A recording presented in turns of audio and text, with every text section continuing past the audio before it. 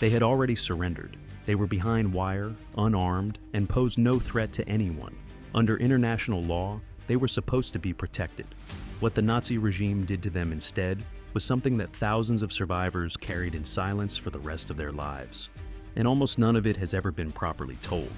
Before getting into what actually happened, it's important to understand what was supposed to happen, because the gap between those two things is where the real story lives. In 1929, the major world powers signed the Geneva Convention relative to the treatment of prisoners of war. Prisoners could not be tortured. They had to receive adequate food, shelter, and medical care. They could not be used as human shields or forced into dangerous labor. And all prisoners had the right to communicate with the outside world through the International Red Cross. Germany signed that convention. In the war's early phases, the German military broadly honored those terms for Western Allied prisoners. American and British POWs were placed in camps called stalags or oflags, depending on whether they were enlisted men or officers. Compared to what Soviet prisoners endured, where millions died from deliberate starvation and mass execution, Western prisoners initially received something closer to the minimum standard the convention required, but initially is doing a lot of work in that sentence. As the war turned against Germany, after Stalingrad, after the Allied landings in North Africa, after bombing campaigns began reducing German cities to rubble, the treatment of American POWs changed. The rules that were supposed to protect them began to bend. And in certain places, at certain moments, they broke entirely. The first cracks didn't appear in remote forests or forgotten outposts. They appeared in the open, and the men who suffered through them had no idea it was coming. By the winter of 1944 into 1945, the situation inside Germany was deteriorating fast. The Soviet Red Army was pushing from the east. Allied forces were advancing from the west.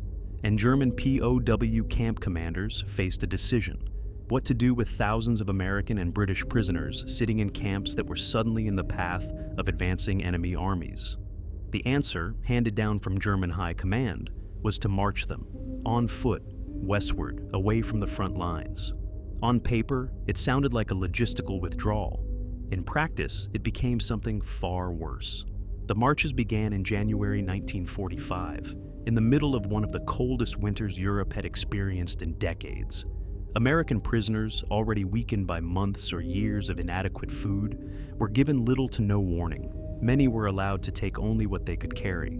Some were marched out of their camps with no extra clothing, no blankets, and rations that amounted to almost nothing. A handful of crackers, a ladle of watery soup once a day if they were lucky.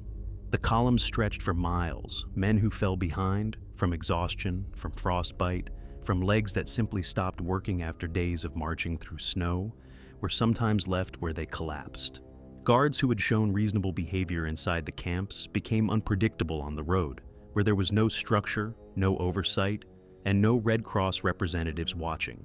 Some guards were decent. They allowed rest stops, shared what little food they had, looked the other way when prisoners helped each other. Others were not. Prisoners who slowed down too much, or who attempted to seek shelter without permission, faced violence. In some documented cases, men were shot for falling out of column. One of the most significant of these marches involved prisoners from Stalag Luft 4, located in what is now northern Poland. Roughly 10,000 Allied airmen, a large portion of them American, were marched westward beginning in February 1945. They covered hundreds of miles over approximately 3 months. Many were suffering from dysentery, respiratory illness, and infected wounds before the march even began. By the time it ended, the march had claimed lives through starvation, exposure, and medical neglect on a scale that wouldn't be fully documented until decades later.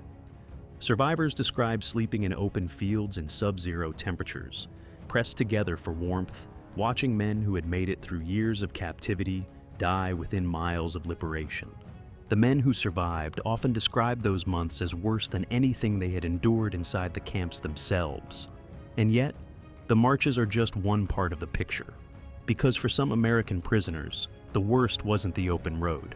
It was what waited for them inside German cities, where the very people they were supposed to be protected from were waiting. There is a dimension to the American POW experience in Nazi Germany that almost never appears in standard histories, And it's deeply uncomfortable. By 1944 and 1945, Allied strategic bombing campaigns had leveled entire sections of German cities. Hamburg, Dresden, Cologne, Frankfurt, neighborhoods reduced to rubble, families killed, civilians traumatized and furious. Into that environment, American prisoners were sometimes marched or transported. Shot-down airmen, in particular, were the focus of intense hatred. The German propaganda machine had spent years portraying Allied bomber crews as Terrorflieger, terror flyers, deliberate murderers of civilians rather than military combatants. That framing had real consequences. There are documented cases of American airmen who parachuted from their stricken aircraft, survived the fall, and were then attacked by German civilians before military or police authorities could take them into custody. In some instances, local Nazi Party officials encouraged or passively allowed these attacks to take place. In others, they participated. This wasn't a secret within the German government. In October 1944, Reich Marshal Hermann Göring and SS Chief Heinrich Himmler held discussions about what to do with Allied airmen who were being attacked by civilians after bailing out. The outcome of those discussions, that such attacks might be quietly tolerated, that troops should not necessarily intervene, was a policy decision at the highest levels of the Nazi regime. Heinrich Himmler was explicit in private communications that the Terrorflieger framing should justify what was happening. Joseph Goebbels pushed publicly for German civilians to view Allied airmen not as prisoners of war, but as criminals who deserved whatever came to them. Some older Luftwaffe officers maintained a professional code and worked to protect downed airmen and get them into proper custody, but that protection was not guaranteed. And in certain cities, in certain moments, it didn't come in time. The airmen taken into formal custody and placed in camps faced a different but no less serious set of dangers, ones built into the very structure of their captivity. Inside the camps, food was the central reality of every prisoner's existence, not in the way it is for most people, as a background routine, but as an obsession, a constant grinding preoccupation that shaped every waking hour.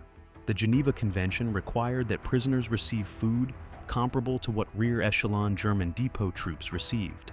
In practice, American POWs were fed far below that standard for most of the war, and conditions deteriorated sharply in the final year.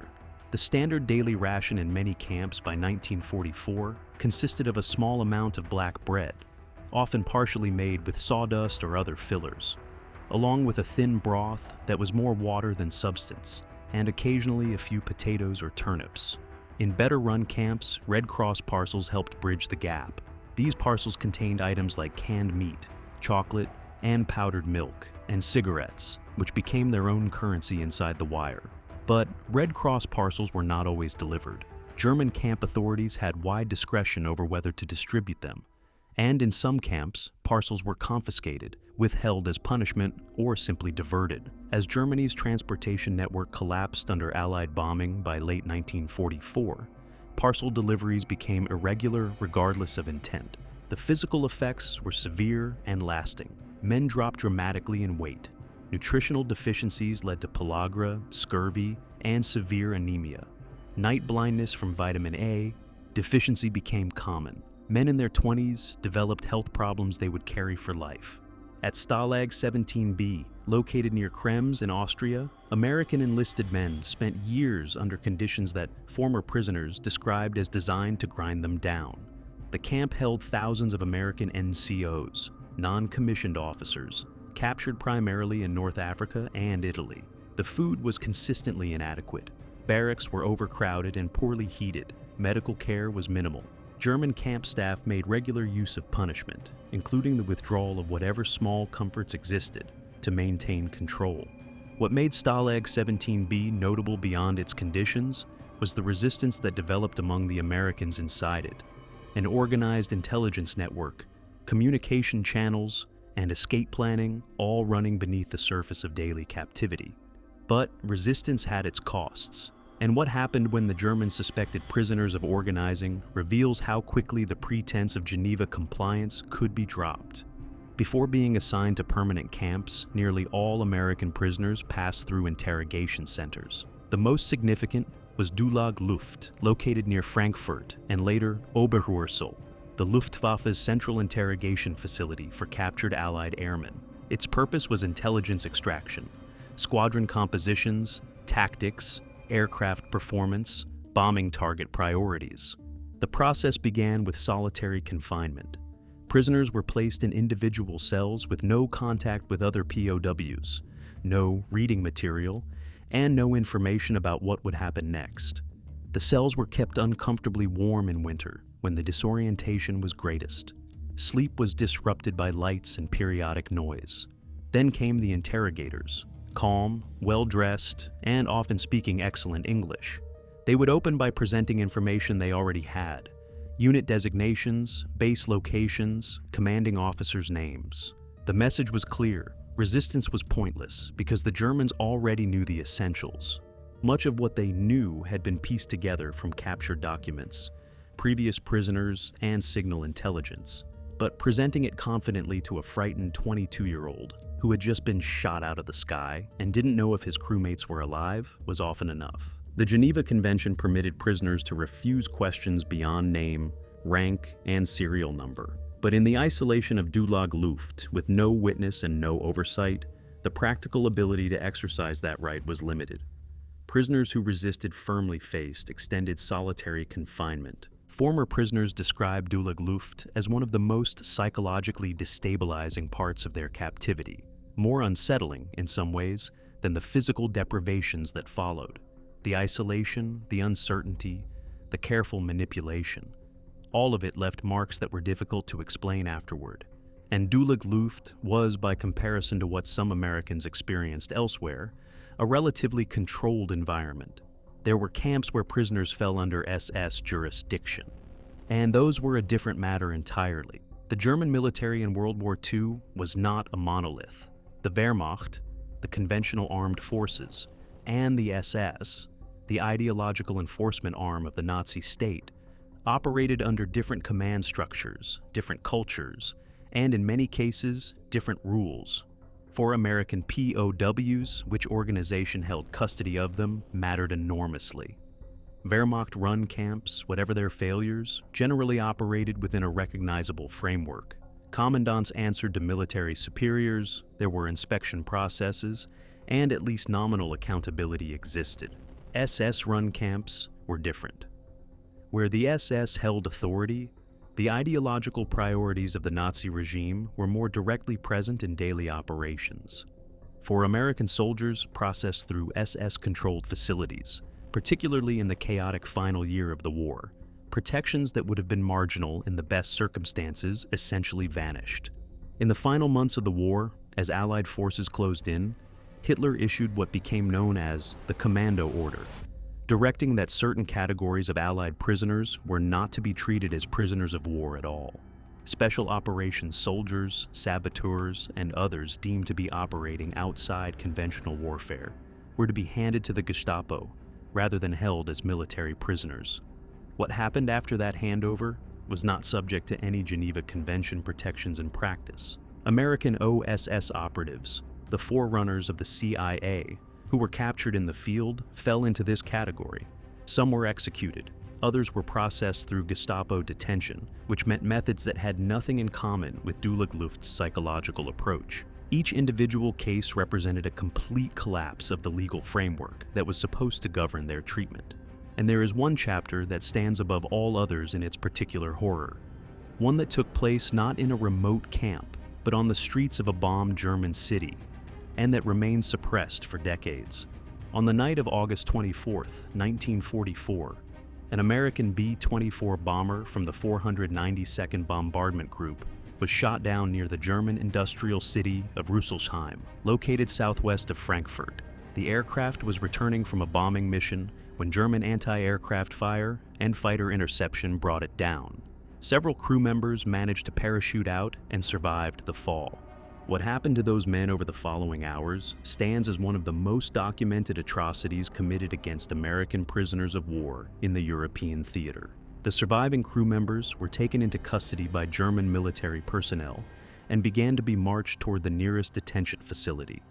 As the column passed through the town of Rüsselsheim, a city that had suffered significant bomb damage during Allied raids and whose civilian population harbored intense hostility toward Allied airmen. The guards either lost control of the crowd or deliberately allowed what followed. A mob of German civilians, including women and men of various ages, attacked the American prisoners. The guards did not stop them. The attackers used whatever was available: tools, rocks, clubs. The assault was not brief or impulsive. It continued over the course of the march through town. 3 American airmen were killed. Others were severely beaten and left with injuries that required extensive medical attention. The men who survived were eventually processed through the standard camp system, but several never fully recovered from what was done to them that day. What made Rüsselsheim distinctive was not just what happened, but what came after. The incident was documented by surviving American prisoners and investigated by U.S. military authorities after Germany's surrender. Witnesses were identified. Perpetrators, including several civilians, were tried before American military tribunals in 1945. Multiple individuals were convicted and sentenced to death. The sentences were carried out. The trial and its outcomes marked one of the few instances in which those responsible for wartime atrocities against American POWs were held directly accountable in the immediate post-war period. But it also pulled back the curtain on how many similar incidents had occurred, without documentation, without witnesses who survived, and without the possibility of prosecution. The Rüsselsheim killings were not an isolated, spontaneous event.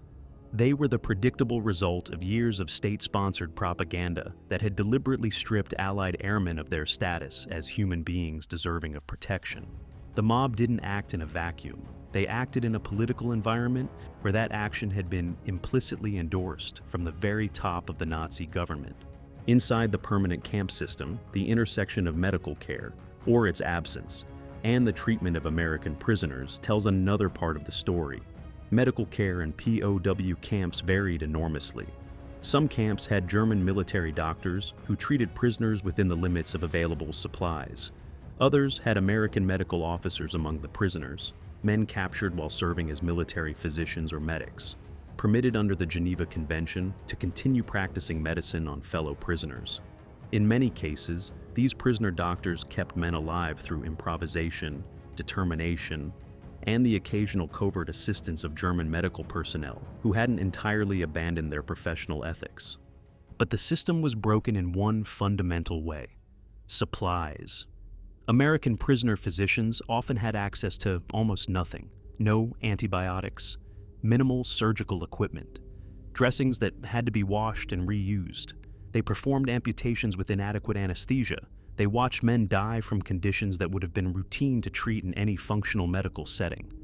German camp authorities responsible for providing adequate medical supplies, as required by the Geneva Convention, frequently did not do so. Whether this reflected deliberate policy, supply breakdown, or indifference varied by camp and commandant. The result for the prisoners was the same either way. Beyond neglect, there was a more deliberate shadow over the treatment of certain prisoners. American Jewish servicemen who were captured faced a secondary layer of threat on top of the standard POW experience. They were not, in most cases, immediately identified and separated. The U.S. military's documentation practices didn't highlight religious identity, and American prisoners had been coached before deployment to conceal any identifying markers of Jewish identity. But the threat was real and known. Some men changed the names on their dog tags. Others relied on the fact that their captors had no reliable way to verify identity.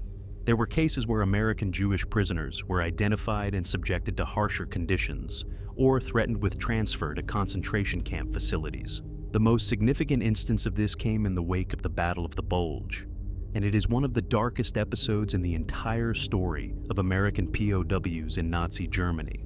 In December 1944, German forces launched the Ardennes Offensive, what Americans call the Battle of the Bulge.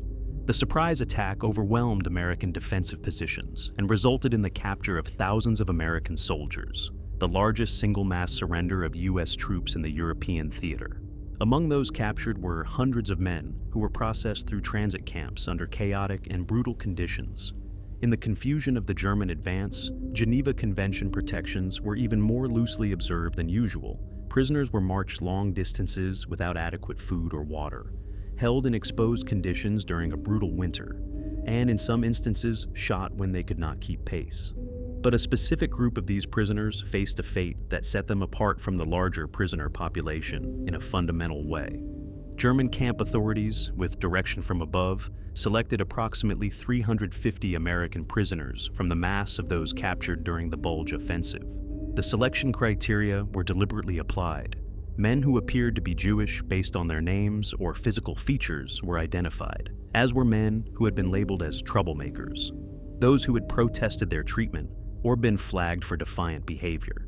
These 350 men were transported to a facility near the town of Berga, an der Elster, in central Germany. The facility was connected to a network of tunnels being dug for underground munitions factories, part of Germany's desperate effort to protect war production from Allied bombing by moving it underground. The men sent to Berga were put to work in those tunnels. This was a direct and knowing violation of the Geneva Convention. American enlisted men could be required to perform labor under the convention, but not labor that was dangerous, directly connected to the German war effort, or conducted in conditions designed to degrade their health. The Berga tunnels were all three. The conditions at Berga were unlike anything in the standard American POW camp experience. The work was brutal, digging and drilling through rock in confined underground spaces, with inadequate lighting, constant dust, and no safety equipment. The physical toll was immediate and severe. Men who were already weakened from the Bulge capture and subsequent transport deteriorated rapidly. The food at Berga was below even the inadequate standard of the regular camp system. Former prisoners described rations that could not sustain the level of physical labor being demanded of them. The guards at Berga were drawn from the SS, not the Wehrmacht. The difference was felt immediately. Violence was casual and unstructured, not the systematic intimidation of an interrogation center, but the arbitrary brutality of men who viewed their charges as subhuman. Prisoners were beaten for minor infractions or for no reason the men could identify. There was no appeal, no structure of accountability, and no Red Cross inspection until it was too late to matter. By the time American forces liberated the remaining Berga prisoners in April 1945, dozens of men had died. Some had perished from the physical demands of the tunnel work combined with starvation-level nutrition. Others had died from beatings or medical neglect. Others still had perished during a forced march ordered by the SS as American troops approached, a final death march that claimed additional lives in the last days before the war in Europe ended. The men who survived Berga came home profoundly changed, and for decades, what had happened there was almost completely absent from public consciousness. The story was suppressed, or more precisely, it was never fully told in the first place. The US military had its own complicated reasons for not emphasizing the deliberate targeting of Jewish American soldiers. The Cold War reshaped historical priorities. The survivors themselves were often reluctant to speak. It wasn't until the 1990s when researchers and documentary filmmakers began systematically collecting survivor testimony that the full scope of Berga came into public view. By then, most of the men who had lived through it were elderly. Some had carried the experience in silence for 50 years.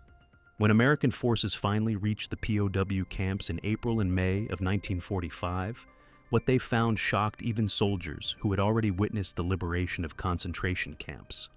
Men who had entered captivity at healthy weights were now skeletal.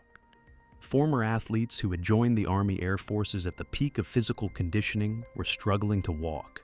The damage from years of inadequate nutrition, untreated injuries, and the accumulated psychological weight of captivity was written on every face.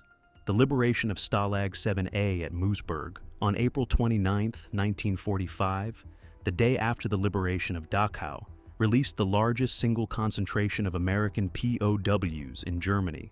Over 100,000 Allied prisoners were held there, including tens of thousands of Americans. The camp had been grotesquely overcrowded in the final months, as prisoners from other camps were consolidated ahead of the Allied advance. General George S. Patton, whose Third Army liberated Moosburg, reportedly wept when he saw the state of the American prisoners there. For the men themselves, liberation was not a clean ending. Many were too weak to celebrate the way they had imagined during years of captivity. The transition from near-starvation rations back to normal food had to be managed carefully. Men whose systems had adapted to almost nothing could be harmed by eating normally too fast. The psychological process took even longer. The Army had given limited thought to what returning POWs would need in terms of mental health support. That framework barely existed in 1945. Men were debriefed, medically assessed, and sent home within weeks. What they carried with them, the memories, the physical damage, the disrupted sleep, the hypervigilance that had kept them alive, went largely unacknowledged. Families were relieved to have them back and rarely pressed for details. The culture of the era didn't encourage men to speak about suffering. Most of them didn't. Approximately 93,000 American military personnel were held as prisoners of war in Nazi Germany and its occupied territories during World War II.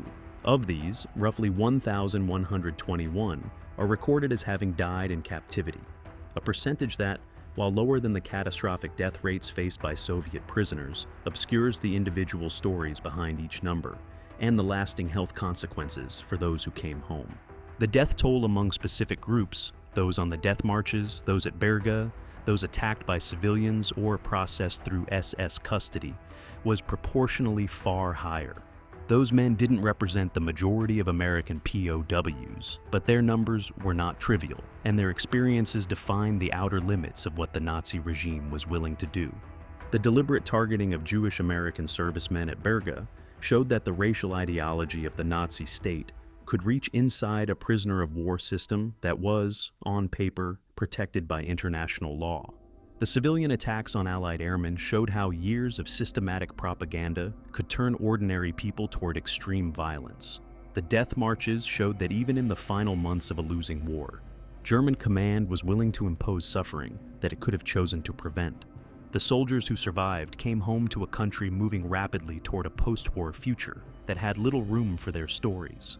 Their specific experiences, years behind wire, the hunger, the forced marches, the arbitrary violence, didn't fit easily into the triumphant narrative of victory. So, they set it aside. They built careers and raised families and tried to sleep at night. What those men experienced in Nazi Germany was a chapter of the war that deserved more attention than it received. They were soldiers who had already been taken out of the fight. They posed no threat. They were entitled by law and by basic human decency to treatment that the Nazi regime systematically denied them, sometimes carelessly, sometimes deliberately, and in specific cases with the explicit intent to break them. That most of them survived and that many rebuilt their lives in the years that followed is a testament to human endurance that is easy, from a safe distance, to underestimate. If you enjoyed this video, please like and subscribe to our channel so you never miss out on more history documentaries.